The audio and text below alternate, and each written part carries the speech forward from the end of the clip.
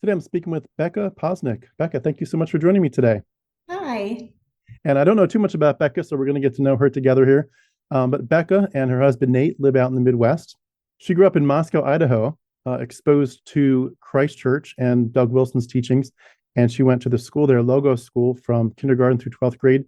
For anyone that doesn't know, I do have several other interviews, and I'll have that include the playlist link underneath our video.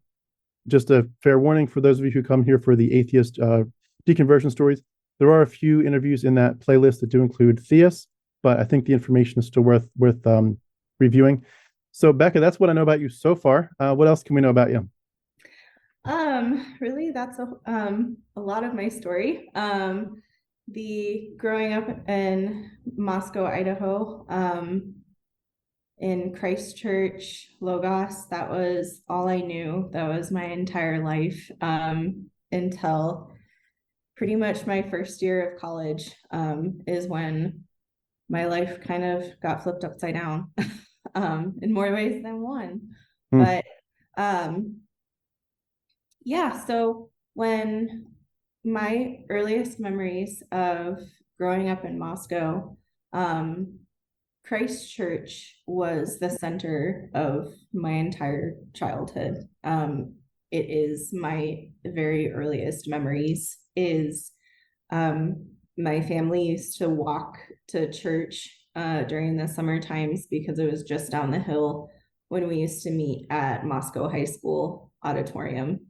And we would walk down there, and I just remember being in the stroller, going to church in the high school, playing with my cloth dolls on the floor. And I just remember vividly seeing Doug Wilson on the stage. And those memories grew, and multiplied over the years. Then to when we built the Logos, it's not the auditorium, the Logos gymnasium, excuse me. So when Logos built the gymnasium, Christchurch also, I think, paid for a portion of it because that's what Christchurch's new spot was going to be. So it was built together with funds. And I remember the first church service we got to have there. It was thrilling and exciting. I remember my dad and my older brother, they helped build it. A lot of people in the church, I mean, it was a really tight-knit community. It really was. It was really cool to be a part of at a young age, to feel a part of something that you knew was bigger than just your tiny town. It was something outside of that. And it made you feel like you were part of the world, and you felt almost worldly, like you just didn't understand that there was so much more to the world than just this teeny community. But they hit it well because of how amazing it was. It was really tight knit. It was really, the bond was really cool. What community gets, 100 men to come and just help, build free labor just because they wanted to start it. They wanted to get it done sooner so they could worship together sooner. I mean, that Hmm. was the drive. They wanted to have that. Um, Yeah, I think the only other time I've heard of that is the Amish with the barn raising. yeah, like it was really cool to see, and it was cool to have those memories of this is the start. Because seeing what that community is now, it's not that. It, I'm sure you do have some of those people in there that have that same thought process, that same mentality of just communal love and togetherness. But seeing what that community is now and what I grew up in, it's not the same. Um, Doug is not the same. Hmm. His teachings, that he teaches now, he would never have said 20 years ago. I mean, there are some things that he would teach. I remember listening to a sermon of him saying that you should be able to teach the gospel without going down to their level, to non-Christians level. you don't need to get tattoos to feel like you can be friendly with them and feel close with them. You should be able to teach the Bible being pure, and you shouldn't have to swear to feel comfortable with people.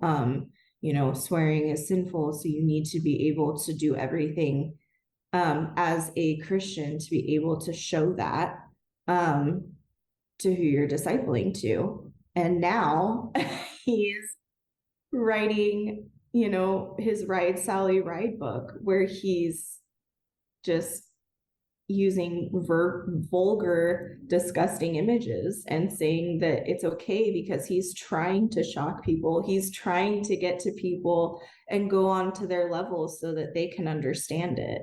Well, 20 years ago, you were telling us that you should be able to teach the gospel and teach what's right and wrong without using that. And so he has just really gotten confidence in pushing the line as far as possible. And I think that it really reflects how Doug has changed over the years. The community has changed with it. He's the leader. He's been the top for however many years since he self-ordained himself. He's been the top. And people have followed him since. And that's why it's so easy to look at that community and see that it's a cult. Why it's a cult? It's because of how much control he has over them. And it was hard to finally see what the community was for what it was after being in it for so many years, because I was holding on to the community that I grew up in and my early memories of what it was and what it meant to me. And it was hard to see what was the reality around me. And it wasn't until I was just so lost and so just rock bottom that my eyes were finally open to what was happening around me. And unfortunately, it was the mistreatment that brought me of the church that brought me so low. But that was how I got out. And when you were growing up in it, you mentioned the gospel. Could I ask, number one, for anyone that's listening that doesn't know what that refers to, what is the gospel? And did you have a particular time when you were, thinking through it yourself or invited to accept Jesus as your Lord and Savior? And what was that experience like? Yeah. So, with our church, they believed in paedobaptism. So, baptizing infants, before they could verbally accept Christ themselves. So that was a, controversy within churches, whether or not they believed in baptizing infants or not. Christ Church fully supported it. It was very they encouraged it. Was your family in agreement with that? Yes. Our family, I don't believe any of us were baptized as infants, but my family did believe in it. I believe, I'm not 100% on this, but I do believe that Doug believed in paedobaptism later on after Christ Church had been going on for a bit. So it was actually a church change to become paedobaptist. It was something that the elders and deacons and head of households men had discussed together to become an agreement of, okay, we're going to support paedobaptism. It doesn't mean they didn't do other baptisms, which they did frequently, but almost 9 times out of 10, if there is a baby born within the next couple weeks, they were baptized in front of the whole church. And since we're on that topic real quick before you go to the gospel, what does infant baptism do for the child or the baby? Because obviously other denominations and versions of Christian beliefs would not do that and would even think that that's a very not just something to not do, but something to definitely avoid. It's a wrong teaching. What is Yeah. what is it doing in their minds for the baby or the family?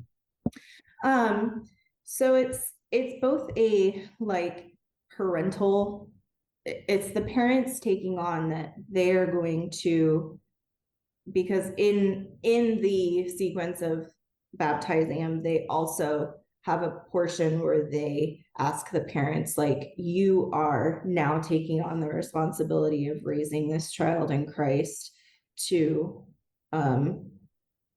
in the ways of the Lord, to how they would normally be baptized later on in life. It's like they're doing it as children and being accepted into the body of Christ, because once you're baptized, you're officially in the body of Christ and you can take communion every Sunday. And so they actually have, it's a way of being able to serve communion to their kids, because they want that connection, that bond of taking communion with the entire family, with the entire congregation together every Sunday. It's something that they really press on, and are very, it's very important and sacred to them. A lot of churches, from what I know, I don't know a whole lot of other churches because I was not exactly encouraged until way later to try other churches and experiment. But it's kind of rare to find a church where they do communion every single Sunday. Some churches will just do it, you know, seasonally on Easter, Christmas, or once a month, from what I know. But Christ Church was very, very big on weekly communion together as a family. And, you know, even during COVID, when they brought everyone into the fields, every single car got a box where they had a little bottle of wine and a thing of bread so that everyone could still do communion together in their cars. And so with that importance that they put on communion and baptism, it was paedobaptism was, we're bringing them in ASAP and bringing them in and including them in that as soon as possible. And the parents are also taking on the promise of, we're going to raise them to be deserving of it. So they don't believe that it saves the baby per se. No, I don't. Okay. So. Like the baby still has to grow up and understand the gospel and make their own profession later. Right. I haven't studied it as much as I probably should have, to be honest, but it does sound like there's a lot of parallels that they would draw to circumcision, like to become, you know, you could be a circumcised Jew in the Old Testament and still ultimately dishonor God. It's, you know, but you're identifying as you're at least culturally, you know, you're one of the community, and we hope that you will follow through on the rest of it. But you know, this isn't going to make you honorable before God, but it's just an external symbol. But there's a sense of saying at the earliest stages, we want you to be one of us, look like one of us, be like one of us. I just wanted to add too, in a sarcastic sense, it's just crazy to me that we would ever, as a culture or people, think to ourselves that it's a good idea to pretend to eat a dead man's body and drink a dead man's blood. I mean, number one, that was absolutely anathema to Jewish people. So that should ring some alarm bells that Jesus wasn't fulfilling the Old Testament, because you know, Jews in the Old Testament would have said, "No way! It's not a stumbling block. It's contrary to the teachings of Yahweh." But just the idea of, we know, whether you're, you know, from an Old Testament Jewish perspective or just you're an outsider as a secular atheist, like, we're pretending to eat someone's dead body and drink their blood. And I know that why they're doing it theologically, but I do wonder if culturally part of it is to say, we need to get them used to the bizarreness of what we believe in our worldview so early that the idea of these alarm bells going off, you're eating some dead man's body and drinking his blood, that it doesn't ring alarm bells because we're all doing it. It's all so normalized. And I know we're going to get into probably some topics of grooming later, but I think in terms of just thought autonomy and indoctrination, that like let's groom them from the earliest days, and that's definitely a thread I've seen in a lot of people to talk about Christ Church and Doug Wilson. Well, and it actually, yes, it definitely does that because, again, because my family didn't convert to paedobaptism until later. I wasn't baptized until, in all honesty, I don't even remember what age I was. I think I was probably first or second grade, maybe. But it was, I felt so left out of communion. Like I just wanted to be a part of communion. Like I remember, because I couldn't take communion because I wasn't baptized, I was left out of it for my family. And so then it was like, and every single time I would just pass it on. And when I wanted, so then I just remember taking a piece of my mom's gum and having it when they took the bread, and then taking a drink of water when they had. And so that was my parents' decision of, okay, she's ready to be baptized. But at the time, it wasn't that it was because I wanted to participate in the communion itself. It was just because I felt left out. It was like everyone else around me, there are kids younger than me that are doing this. Why? Like, I just wanted to be a part of it. But at the same time, I also do remember at a very young age, before taking communion, just the realization of what they had taught Christ did for me. It's not me wanting to have communion to be a part of it, and feeling left out. It didn't mean that at that age I hadn't felt a strong connection to the religion itself. I did still feel a very strong connection. I remember it was an Easter Sunday. It was before I got baptized. We were reading one of the passages of the crucifixion, and I just burst into tears. And my mom was like, "What's wrong?" And I was like, "Did he really do that?" And she was like, "Jesus?" And I was like, "Yeah." I was like, "Did he really do that?" She was like, "Yeah." And I just broke down thinking, who would do that for me? And I still didn't understand the ins and outs of it, but it was such a strong feeling of like, oh my gosh, there's something out there that did that for me. And so it was something that was very special to me. It wasn't something that I was just following along because I wanted to be a part of it. It was something that I really did believe wholeheartedly because of how safe and wanted I felt at that time. And I held on to that feeling all through my questions. It was a time that it was just like, I'd always go back to that because it was the only time that I can remember believing something from the Bible that was not anyone's outside influence. It was 100% me listening to the words straight from the Bible and understanding it straight from them, no outside interpretation, and just believing it and wanting it. And everything after that is just so tainted. It's hard to hold on to that, after everything I've been through and everything I've experienced and seen through that community. And, I can't hold on to it forever because I was a child. Like I've been through and seen through more to be able to know that I couldn't hold on to it anymore. It was killing me.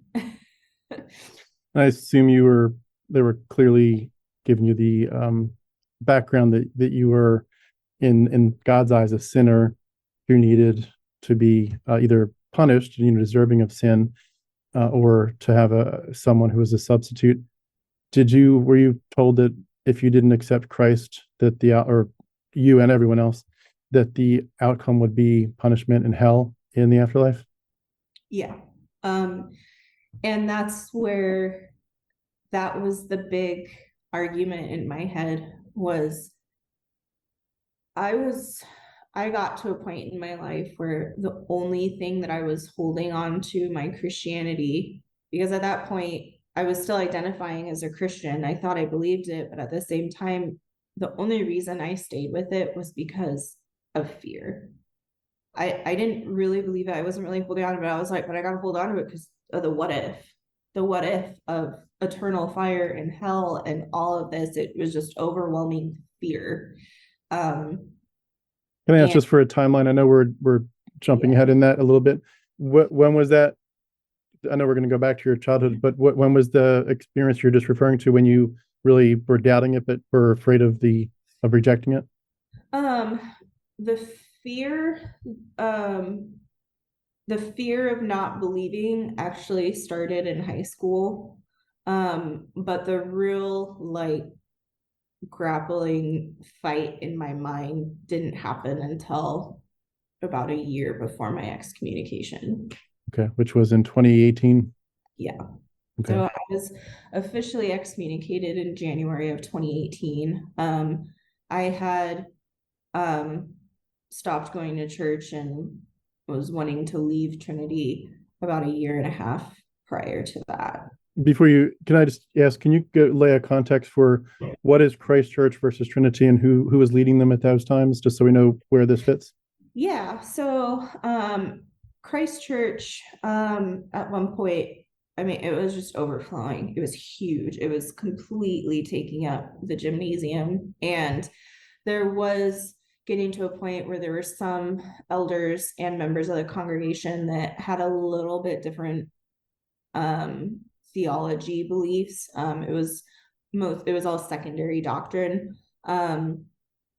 So at that time, they actually split, and Trinity Reformed Church split off of Christ Church, and they made their own plant. So it was completely separate in terms of they don't have any sharing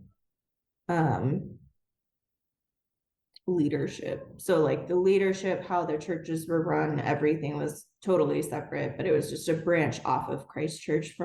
That's where it started. So a lot of the primary doctrine is all the same. As far as you know, it was a amicable split, at least from the outside. Yeah, I believe so. Okay. There was obviously some differences because the head pastor of Trinity Reformed when it split was Peter Lightheart. So obviously Peter Lightheart and Doug Wilson have some differences in opinion.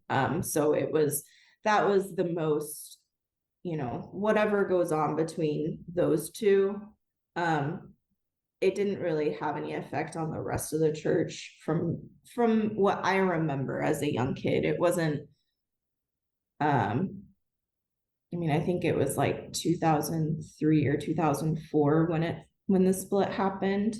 So I was still fairly young at that time. So I don't really know if there was any animosity with the split. I don't think there was, but there was. Sorry. So good. So it was mainly just a weird time to have a lot of your friends suddenly go to a different church. That was a weird thing to get used to just as a kid.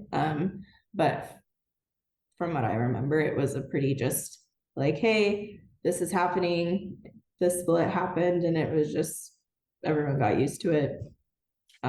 What made you switch over to Trinity? I wanted to get away from Doug. And those teachings. Christ Church. When I graduated from Logos in 2012.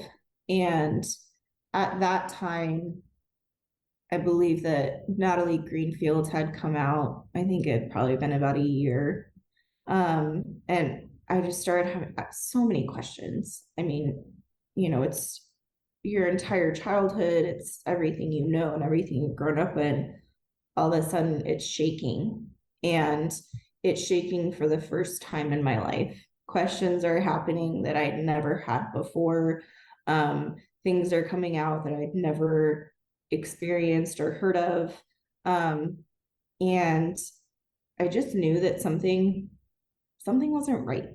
It just, something was unsettling and I didn't like it. And I wasn't getting questions answered the way I needed them to. And so I just slowly started mistrusting Doug and questioning things. And so I just started, and at that time I was in college, and my friends were starting to go there as well. So I just started to give it a try because I knew I needed to try something different. I couldn't be at Doug's church anymore. Can I ask, when you say you were questioning things, are you referring only to questioning things about what Doug Wilson was doing and preaching, or about Christianity in general, or both? It was both. I remember the first thing I started questioning was, I believe, my senior year, and it was on Calvinism. Realizing that not everyone believed it, which is a really sad thing to come to realize of how it's just how sheltered I was, where it was like, why wouldn't anyone believe in this? And it was because my best friend at the time, she was like, you believe that? And it was because we were having a discussion in class of, do all babies go to heaven? And the argument from Calvinism was no, because of predestination. We don't know. That baby, whether it lived, could have, would have been predestined to choose the path of hell, whatever. And it was just something that just in my brain, it was just like, that's reality. Life sucks. And my friend was just like, that is so messed up. And it was the first time that it was like questioned in my life. I'm 16 years old, and it's the first time that ideology was questioned to me. Which is just, looking back, unbelievable to me. Can I tell you a similar story for mine real quick? I was at Lancaster Bible College in central Pennsylvania, and I had one of my teachers, his name was Dr. Steve Nichols. He's still, I believe he's the president of a different Bible college now, but he had been at my church near Philadelphia, and then I had him like as a Sunday school teacher, as a young adult, older teenager, and then I had him again in Bible college as an actual teacher.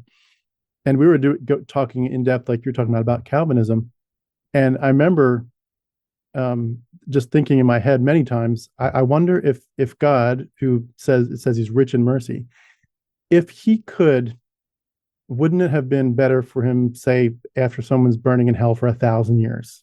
You think that's enough? That's enough to teach you a lesson. Call it purgatory if you want to, but to give someone a second chance. And Dr. Steve Nichols was very Calvinistic, as far as I remember. I would assume he probably still is. But I remember asking this question in class, saying, if it's true that you can't turn to Christ unless God chooses you and elects you, does that mean that if God theoretically were to give you a second chance, say after 1,000 years of burning in hell, will you bow your knee now that you've experienced all this pain? Is it true to say that you still would not bow your knee? You still would not believe in Jesus as your Savior? You would not accept him as your substitute simply because you had not been elect. And I remember him taking a pause, like he never thought through it on that particular level, I guess, before, or that way. And he's like, yeah. He's like, yep, that's true. If you're not elect, 1,000 years in hell, you get a second chance, you still won't bow your knee to Christ. You could do it for 1,000,000 years. If you're not elect, you're never going to bow your knee. And I remember thinking at the time, I didn't deconvert anywhere near that time frame, but I remember thinking at the time, that's kind of weird. Like you're kind of implying you don't have free will anymore. Like, because you technically can never, even under the duress of extreme torture and terror, you still don't have the ability to say, okay, I want to stop the terror. It definitely got some wheels turning at the time, but yeah. So it was just having that be the first time that one of my core beliefs was shaken. Was just, it was very eye-opening to me. And it's one of those things where I didn't actually have the realization of me questioning it until probably a year after that happened. So it still didn't even click with me. Like, that's how long it takes to start questioning things that you have been fed your entire life. People ask me constantly, how did you not see it? How could you stay? Like, what? And it's just like, you really just don't understand until you're in it, of how hard it is to question something that has not only defined you for your whole life, up until that point, but also has given you nothing to question it, in the sense of, there was no reason for me to think they're teaching me something harmful when it's all given in because we love you, and because we want you to have eternal happiness, and because we want you to be joyful and have true happiness. And so why would I question that? Why would I want to question that when what they're offering me is, covered in gold and sounds incredible? But once you ask that first question, what they start handing you is not as loving and open-hearted as they say it's going to be. The first question you ask, they shut it down. They have an answer for everything for a reason, and it's in my mind, it's to shut you down as soon as possible. If every question has an answer, you stop asking the questions and you just keep following along. People say, like, they encourage you throughout high school, like, always ask questions, always question why you're doing this. But the questions that they're telling us to ask, they already have an answer for.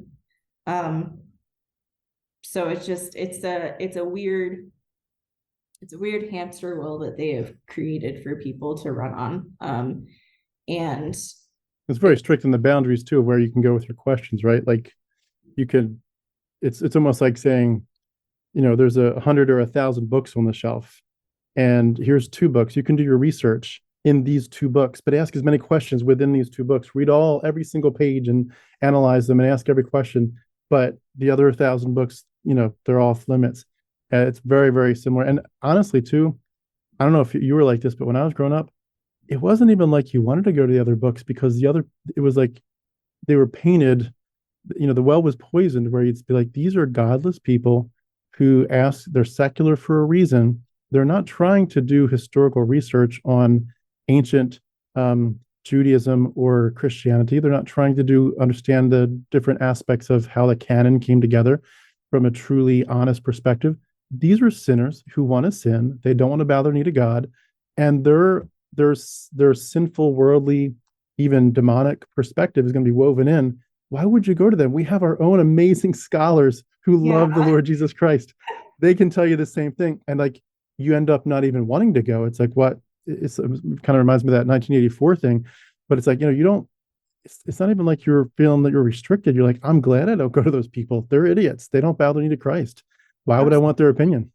Absolutely. And it was one of those realizations that didn't come until after we moved to the Midwest, and I could actually see from an outside perspective my entire life from a different view. And it was, you go to Christ Church, or if your family goes to Christ Church, you are most likely baptized as an infant or from a young age, and you're already tied in. You're already starting to drink the Kool-Aid before you have a chance to say no. And then before you have a chance to experience anything else, they send you to Logos, or they send you to, whatever Christian school that is tied to it. I know that there are several different Christian schools within Christ Church now, but in my experience, I went from Christ Church to Logos. And who's teaching all of these kids from Logos? Most of them are members of Christ Church or Trinity Church. So it's all of those people you're getting the Kool-Aid at church, and then you're getting the Kool-Aid all week at school. And that's where the cult comes into play. It's not just that they have their hands through everyone in Christ Church. It's that they're breeding their kids and bringing them up in this bubble of a world and teaching us that there is no other place in the world like Moscow. There is no other place where you can experience the level of Christian community and love than in Moscow. And it teaches you to think, I never want to leave. I never want to experience anything else because it's so great. So then you go to Logos. Well, where are you going to go from there? You're going to go to New St. Andrews, where they can mold you even more. And they're going to keep you in Moscow, and they're going to bring more people in. And from there, most people find a life in Moscow by working for somebody, another Christ Church business. They are completely taking over the town by that mentality of keeping everyone there, by telling them how amazing and great and beautiful this place is because of us. And everything outside of it is dangerous, it's worldly, it's just temptation, and it's bad. And it'll only give you temporary happiness before it destroys you. And so my entire life was stuck in that timeline that they have created for us of church, school, college, and life. You don't have to leave. You don't have to stray from that. And once you do start straying from it, people start questioning you. Why would you ever do that?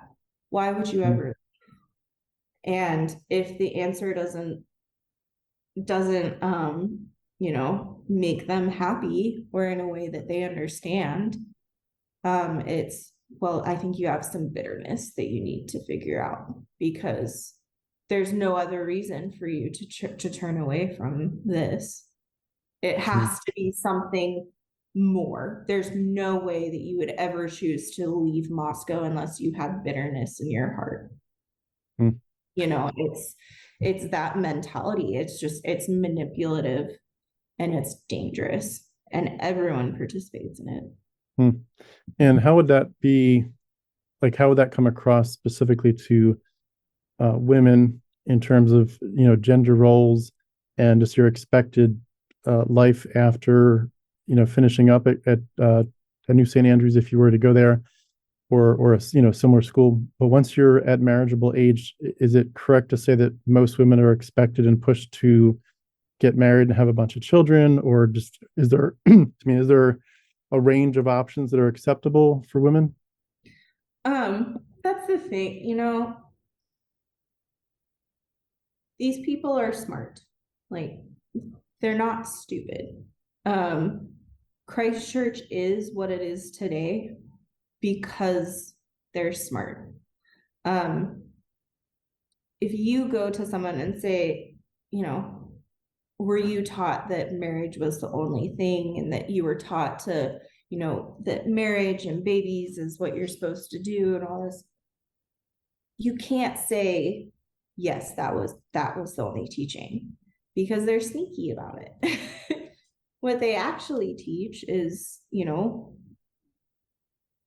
what they actually teach is different from what they push you to do. Yes.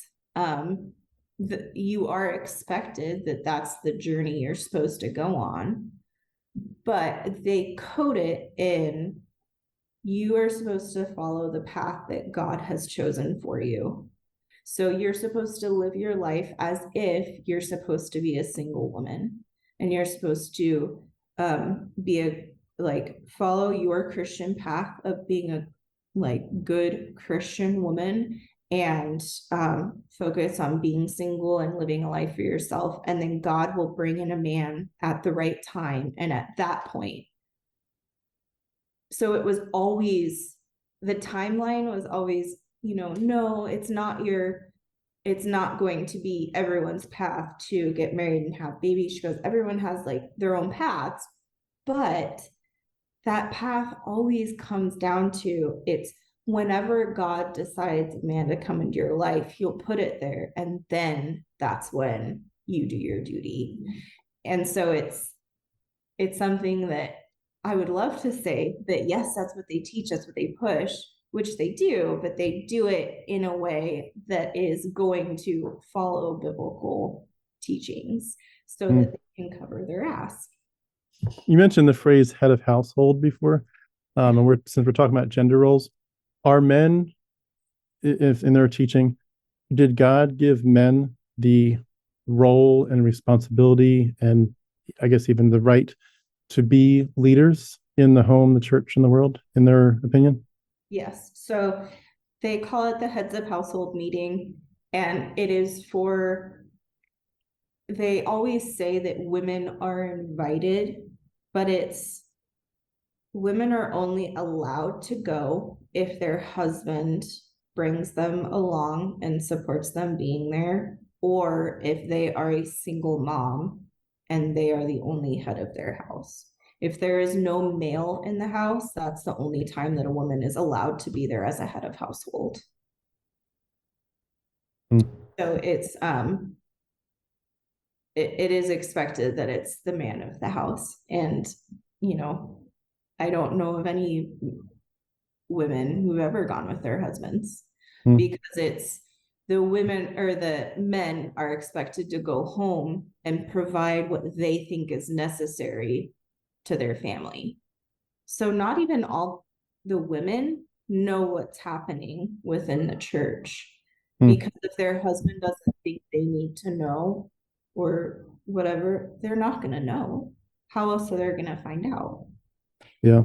So in a very broad sense, though, they would say that even apart from the head of household meetings, that just God ordained men to be in charge.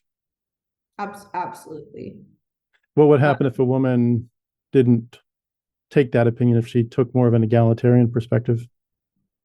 It's very most likely there's going to be problems in the marriage, and it's going to result in counseling where the woman is going to be told that she needs to be submissive. I can already see it happening, because it's happened multiple times. It's happening now. I mean, you see, there are women that are in abusive relationships in that church, and they're going to counseling, and they're getting it from the church, and they're not getting the support or the protection that they need. And I can say that confidently, that I'm sure it's happening. It's just because there's so many women that thankfully have escaped from that exact situation multiple times. You mentioned, I'm sorry, good. Yeah, sorry, it's hard to know that it has happened, it is happening, and it will continue to happen unless something changes. I would just say it's always been amazing to me that women who have young daughters would be okay with teaching. Like, it's one thing if you say, well, this is just how I was raised. It was our culture back then. It was the 1950s or whatever. It was the Leave It to Beaver era, and that's just how we all did it. But it's like when you step back and think through it and think about it, to think that they not only would be willing to teach their young daughters, you must submit to men, um, and so forth, both in the home, the church, and even in the government. But then to say to these girls, it's not just like something you have to do as a generic obedience, but this is the best life ever. The best life is for you to submit and to be silent in the church and let the men do what God put them there to do. And they obviously it's nasty from the men's perspective that they actually believe this stuff in the first place, but that a woman would teach a young girl, this is the best life ever. And I did want to ask, you mentioned the word submission. I've asked this before in at least one other interview, but are, as far as you know, and you've been exposed to with asking different women, different their about their journeys there in Christchurch, are women allowed to refuse their husbands sexually if they want to? Um, they are allowed to. They would never say that a woman can't have that ability, but it is very, I guess I'll answer this in a example. I, over the years, was able to go to a couple different bachelorette parties within the women's church. And if you were traditional growing up in Christchurch, it was mostly there would be young girls and there would be the friends of the mother of the bride. So it was a combination of older and younger women. And after the presents were opened is when one of the friends of the mother of the bride would give a little talk to the bride. And after going to a couple of different ones, the speeches were all the same. And it was never say no. And you will be blessed. And I just remember that it was a woman, an older woman in the church. She would get like rings and jewelry from her husband, and the women in the church would always be, how do you get your husband to do that? She go, I would never say no, and he rewards me. And so it was like this thing that the older women in the church just took pride in and tried to teach to the younger women that it's your duty to never say no. And it never was come across as, in a way, they had it come across as, you're loving your husband, but it never came across as something of, you get to do this with your husband. You get to say yes. You get to do this beautiful thing together. It was always, everyone always talked about it as if it was this chore, that once a woman is married, it's her duty to say yes and make her husband happy. It's her duty to make sure that he doesn't stray to porn or other women. It's her duty to make sure that he is happy and satisfied. And to do that, you never say no. And so that's where they don't say that a woman can't say no, or that a man shouldn't, take her once into perspective. It's always taught with, you like, just never say no and you're going to be blessed. It's like, no, that's they come across, or it is brought forth so wrong. In a way that they don't try to make it taboo, but at the same time they do make it seem so risque, and as if it's not. They always make it sound like it's a chore and not a blessing to be a part of it. I know this is probably a harder question for this topic, but do you think that the men are given instructions to focus on a woman's sexual needs, or as opposed to just being, not say that they would use this phraseology, but in my oversimplifying it, to just use her for your getting getting your needs met. But do you get any sense from any of the guys you've ever spoken to that they're given instructions to say, woman, this is not about your needs, this is about both of you together meeting each other's needs? Do you think that message is given at all? No, Hmm. I really don't. It's and it's just because of how little we're actually taught. Hmm. Logos does not believe in sexual education. So there's, they teach the reproductive system from a scientific, it's a required thing to be able to graduate high school, but they don't teach sexual education. So there's no, absolutely zero teaching throughout all of high school. So you're going through puberty completely on your own because, not every parent is going to talk to their kids. That wasn't really I don't really feel like it was a common thing in that community to do. It was always brought in of, you're going to have human wants and needs and temptations, and it's your job to refuse those temptations. Like, that's how it's you're now coming to a time where you're going to be tempted. You have to resist the temptation. It's not anything of what's actually going on in your body. So we're all just going through, and no one knows what's happening, and everyone's trying to figure it out on their own, and it's a nightmare. So almost like Jesus in the desert, like this is your Satan's going to tell you it's so good, and it's really not. It's obviously, some kids were able to, they had parents that actually taught them, and that was great. But those that knew, it was so taught that it was just such a taboo, inappropriate thing to talk about, that even talking with your friends, it was inappropriate and discouraged. So that's why you just felt so alone in it and not understanding. And you can't talk about your parents because they're just not really teaching you much other than the biblical side of things, of resist temptation or you're going to go to hell.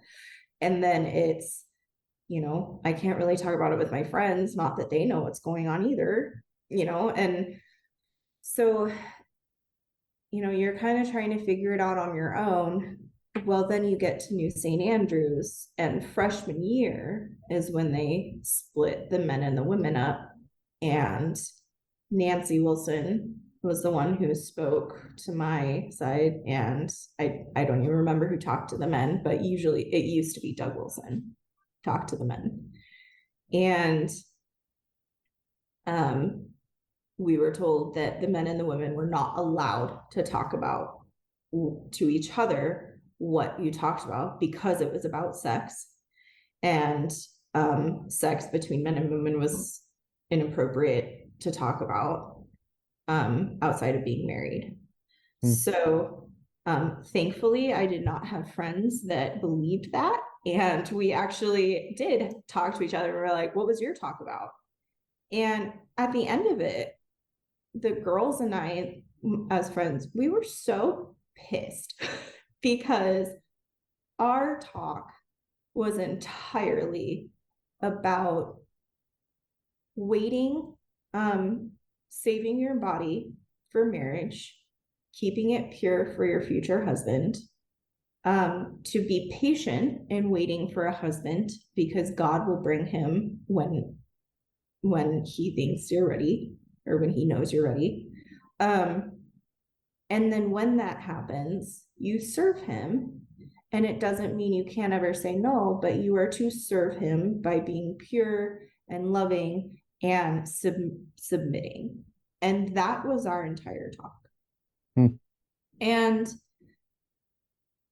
the men, it was stay pure for your future wife, and learn how to be a leader. And it was talking, how to lead, to be a leader of the women.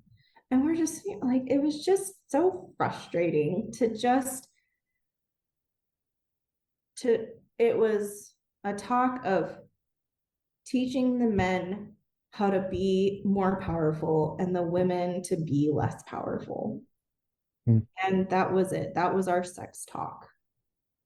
So no, probably no year of college. So no encouragement to have fun masturbating or anything like that. No, and masturbation is sin. Did they actually say that? Yes. Wow. It was masturbation is sin. It is completely discouraged. It's not something you can even talk about or bring up to anyone because it's so taboo and so not even an option to anyone's mind. In all sad honesty, nowadays, because of how much the internet is in everyone's face at a young age, I don't know if this is the case now, but when I was growing up, going through school, I didn't even know what masturbation was. It was not something that was, because our community never encouraged families to have sexual education on any level. What kid is going to know what urge is happening? It was just discouraged as if you have an urge of anything in this area, it's sin, and you are to resist that temptation. Because it's all lumped into temptation, and it's all it's all the starting drug that's going to expand into bigger sin. It reminded me of a story, just to share real quick. When I was in Bible college at LBC, the dean of men, he got all the men together just one time in this particular year. And, I'm thinking this is a big deal. Like, he wants all the men. And we get, that time, there wasn't like an amphitheater. So it was like we all got together in the dining hall, just the men, with the dean of men giving this speech. And I'm thinking, he's got this one, we haven't heard from him pour out his heart, ever before. I've been there a couple of years. I'm like, here he is getting all the men. We're going to be, I'm sure, geared up to be leaders for Christ. To, one of those, like, look, there's 300 of us here, but there's 300,000 right outside our door that don't bow the knee to Christ. Share the gospel, make your life count, focus on eternity, focus on the cross, the death and resurrection, something, big and glorious like that. He's got us one time this year. And it was one message: guys, stop the masturbation. I was like, are you kidding me? Get every single guy in the college one shot a year, and that's your message. And I was just like, this is incredibly nuts. At the time it didn't seem as nuts, but now it's just like, oh my goodness, you guys are really out there. Can I ask, well, before we wrap up the topic of sexuality, I do want to also throw in the question of, how does Doug Wilson and Christ Church treat anyone who is not heterosexual?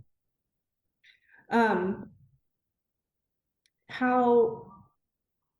I was taught is possibly different from the rest of Christ Church. In all honesty, I don't know specifically what Doug would believe. I just remember having a conversation with my dad when I was in high school. And I do remember him saying that their beliefs were possibly a little more lenient than other people in our community. And it was sad to me that he had to say that on more than one occasion on things that I remember questioning about. That it was like, he had to start off with, now, not everyone's going to believe this. So because of how strongly people would have these beliefs and judge you for thinking anything different. And so it was always had to come across as like, no, not everyone's going to think this way. So But I remember asking him if you could be gay and a Christian. And he said yes. And it was because if you resist temptation and still follow the Bible by not acting on your temptation, that you could still be a Christian. And if you keep following God, he will bless you. And essentially it was either God will allow your mind to change, or make the temptation, like you just have to resist temptation for the rest of your life. So there was no openness, though, to the idea that this is a completely acceptable lifestyle choice. Gotcha. It was, you can, this is where my family possibly had different beliefs, was that you absolutely can be born heterosexual, which a lot of people in that community do not believe at all. You can be born homosexual. Yeah. Mhm. So some people, that, who knows what those people believe, but at the time my family believed you could be a Christian and heterosexual because you absolutely can be born that way. But they're no different in the sense of, we all have our temptations. We all have different temptations that we are drawn to, and theirs is drawn to the same sex. And so we all are called to resist our temptations and to follow God by resisting those. And it's just like, unfortunately, their temptation is harder and sucks more than others. And I was like, come on. Like, there's no empathy. There's no, it's, everything is just so black and white. There's no, it's either this or this. So they wouldn't have that's been going to change their sexuality, or they're going to be alone the rest of their life. But hey, they're following God, so they're going to have true happiness and eternal happiness when they die. so Win-win. they wouldn't have been welcomed. Yeah, they wouldn't have been welcomed at Christ Church then, at least in a non-repentant context. Yeah, in a non-repentant context, no. They would absolutely have, encourage people to come, be very opening their doors. They'd probably invite them over for dinner after going to church. But as soon as there was any resistance of, no, I'm not going to repent of who I am, the door would be shut. They'd always say our door is always open, but these are the stipulations of being able to be here. They would not be welcome to stay. For any kids and teenagers that grew up in Christ Church and Logos School and et cetera, do you think that, I mean, I should even ask, have you heard of anyone that got hurt by that ostracization, and where they had to, I would assume, pretty much just keep it super quiet until they moved on to a different location and a different life? Absolutely. I have people that I graduated with who have since come out with a change in sexuality, and they're completely ostracized from the community that they grew up in. It's very hard to see. I mean, I've shown my support to them as much as I can, because I know how hard it is to remember my childhood and just be bummed. It's just it's a real downer to look back at my childhood and look at where I am at now, and I don't think I have a single person from my childhood in my corner anymore. And it's because of my life choices, because I've turned away from that community. And it's just, it's sad. So I do know that a lot of people really struggled being in that community, and I will say it's almost as if no one could ever believe that someone could be heterosexual. So it's always a joke. Homosexual. Always yeah, homosexuality is always a joke. Hmm. So anyone who's, going through Logos or any of the other school groups they have, I mean, if anyone's starting to question it, I mean, those feelings are ignored or shut down instantly because they can't be themselves. They can't explore. They can't ask questions. They're everything that is telling them to question and urge and be themselves and be different is being shut down and closed at every door in that community. So I know that there are a lot of people that didn't come out until years later.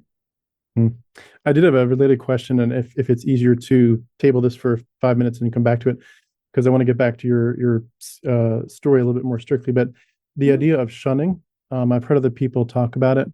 I did want to ask if you feel like how that sounds like you'd say yes, you've been experiencing that, but just what it looks like practically. If it's easier to go back to your story and then add tact at the end of it, feel free whichever way you want to go with it.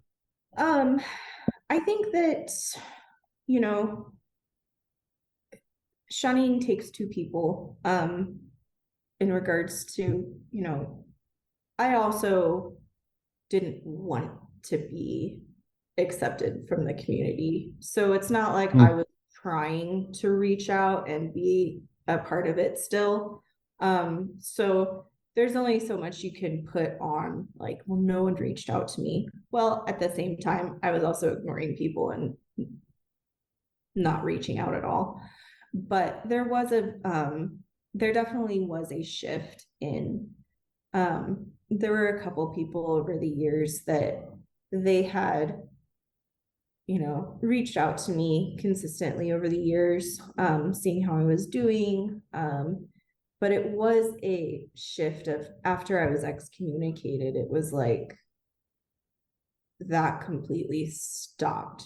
There was never a continuation of wanting to reach out or try to connect in any way. It was as if that connection was just entirely dead. If you saw some of those people in the grocery store, or just walking, in the park, do you think some of them would have spoken to you, and would some of them have turned away? I mean, after being excommunicated, I still lived in the town for 3-4 years. So I constantly had to see people. Unfortunately, it's the reason why my husband and I ultimately left. There were people that I would see that even 4 years after, I would have a panic attack if I saw them. And it just, just physically, I couldn't physically be in that town anymore. There was no healing process. There was no escape. It was just, every time I saw someone from that community, it was hard to not tell myself, you're wrong. Like, you are a terrible person. Everything that the community has talked about you and said about you is true. And, it's hard to love yourself when all of that is surrounding you, telling you that you're not the person that you are. So the community in itself, I did have a lot of people that it's like, I know you saw me and you didn't acknowledge me, but I also didn't want to acknowledge them because in my mind, I don't have anger towards them anymore. It's more just, it's a part of my past and I don't need to keep that door open for any reason. Yeah.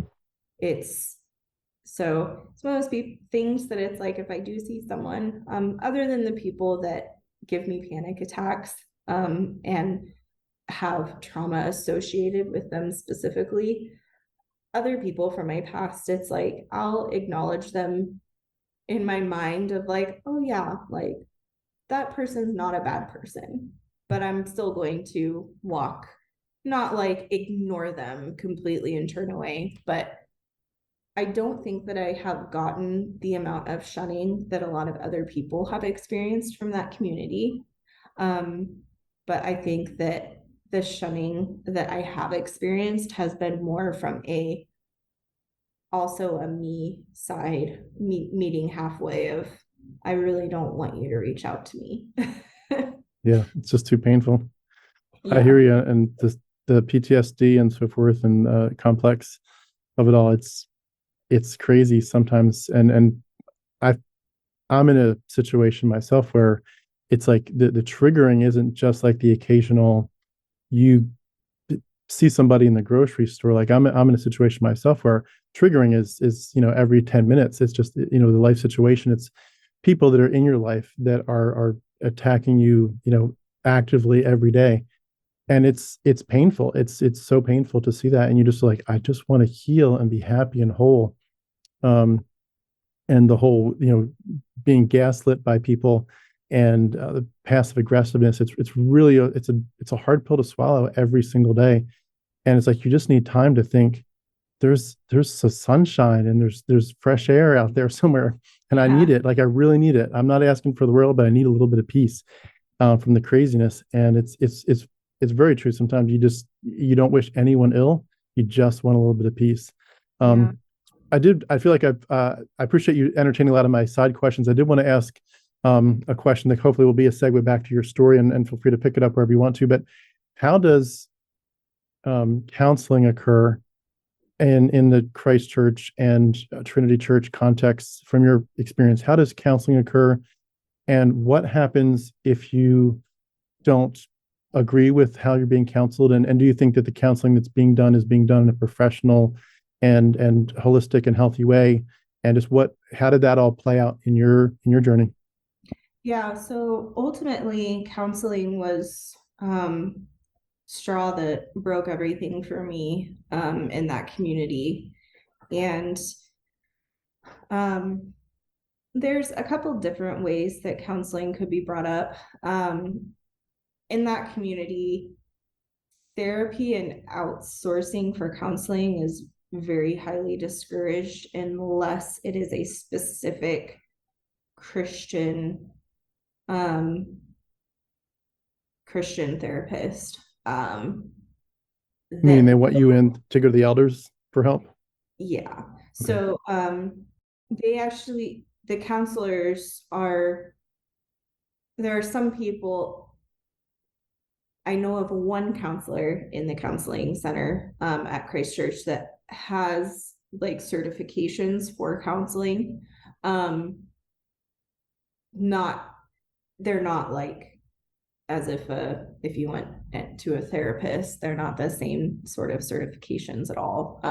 Don't want people to get the wrong idea that they're getting some good counseling there. Because it's it's not professional, it's not safe.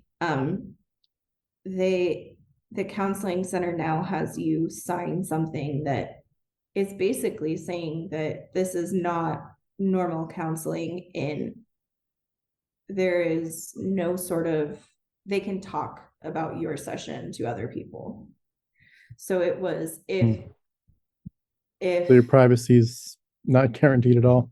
yeah, the privacy is not guaranteed, and it's, if there's something said in your counseling session that deems to be brought to the pastor, that's what can be spoken about. So it's not like a free all, you have no privacy. Like, there has to be a reason for it, but you are still signing that it's not private and your sessions can be talked about with other elders of the church.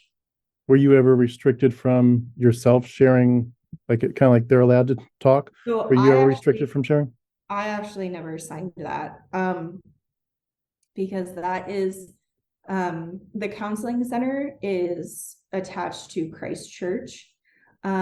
Trinity Church does their own counseling through their church. And if there's additional counseling, like, people within the congregation can utilize the counseling center, or they can be counseled by their pastor.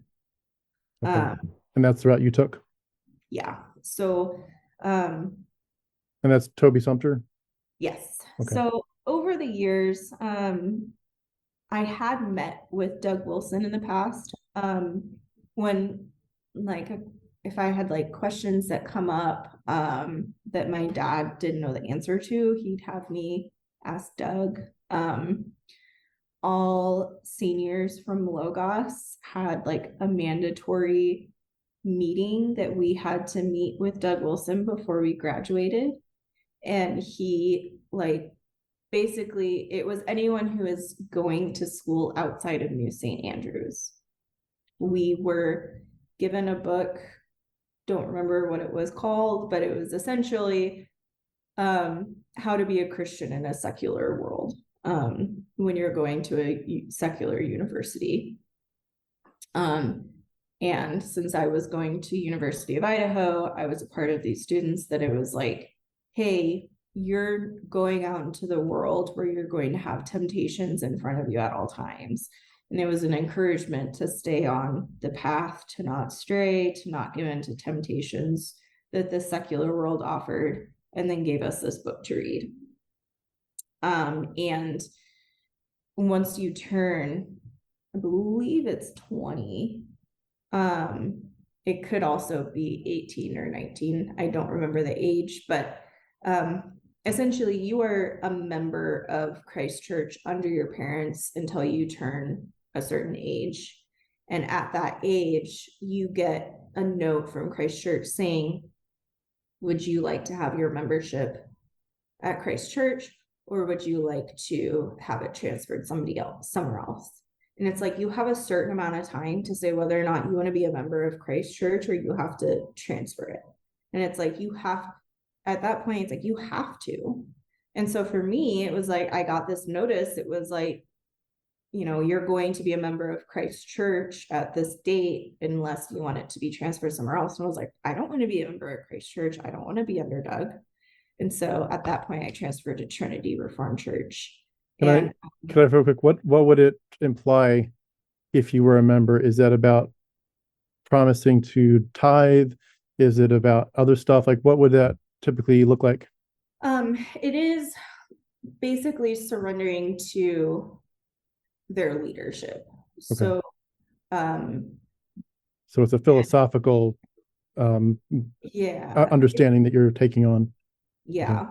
And if I had known all the like what I was really signing, I mean, it was as if I signed my life away and I didn't actually realize I did. It was a lot bigger decision than I had realized at the time, because, you know, becoming a member of a church and having my membership there essentially was saying, you are under our leadership and you will follow our standards.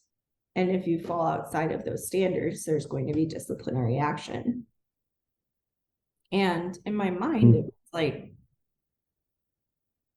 you know, I was living my life and I was seeing all these people around me living their lives. And I didn't think that it was going to be as big of a deal as it was, because I didn't think I was going to be disciplined for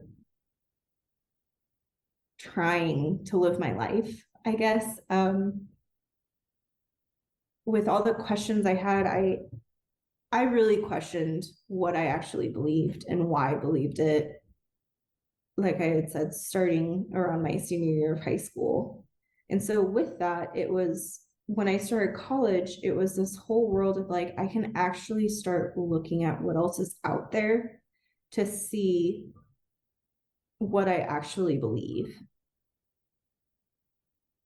Well, little did I know how asking those questions, you're allowed to ask those questions and experiment all you want, as long as you still follow all of the rules and still follow the Christian lifestyle. I was like, well, I can't. I want to experience getting drunk. I want to understand what it's like to go to a party. I want to, you know, I want to watch this movie. You know, it was just, there were so many things where it's like, I want to be able to do things without fearing the consequence of hell. And that was my life. I was trying to experiment and try to, you know, I was trying to party with my friends that weren't a part of the church, but at the same time, I'd wake up every day and I would be just in a severe depression of, I'm going to hell because of this. I'm going to hell because of this. Mm. And it got to a point where I believed, and in all honesty, it's hard to not go back to that thought process sometimes, but that I was one of the ones predestined for hell. Mm. Because I had all of these temptations, and there were more than all the other kids around me, you know, all the people that I grew up with. Why are they not tempted by this? Why are they happy with this life that they are? But I am so not content with where I'm at. Where I'm at right now is not enough for me. I need more, and I need to experience more. And because I was the only one struggling with this, I truly believed that I was the one that was chosen for hell, and that I was not going to have that happiness. And so in my mind, it was like, well, if I'm not chosen for this, why am I going to spend my entire life pining for something that I'll never get, that I'll never earn? I gotta just say, what a mind job this It, this religion and this worldview does to people. It's just crazy. so it was, you know, I hit a severe depression stage in my life. And, you know, when I did go to college, you know, my relationship with my parents was really up and down throughout high school. And a lot of it was because I was struggling with all of these different temptations and just wanting, you know, why is it so bad to have a boyfriend at 16? Like, my word, you'd think it would have been the thing that sent me to hell. Like, it was just this thing, it was just everything I wanted out of life. I was told it was wrong. And so it was like, well, if everything I want is wrong, what's wrong with me? Like, I'm the issue. So then it was, you know, I'd try so hard and I'd think, okay, I'm the issue, so I need God.